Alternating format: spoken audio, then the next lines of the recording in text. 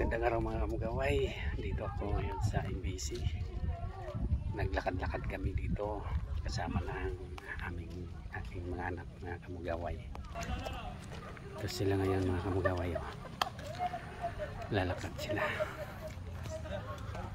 Tatayog ng puno ng kahoy dito mga kamugaway. Grabe.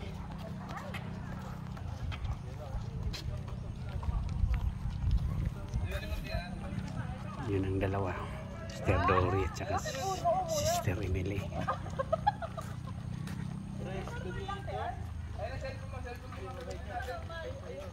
Ang lawak ng mapaggalaan dito mga kamugaway.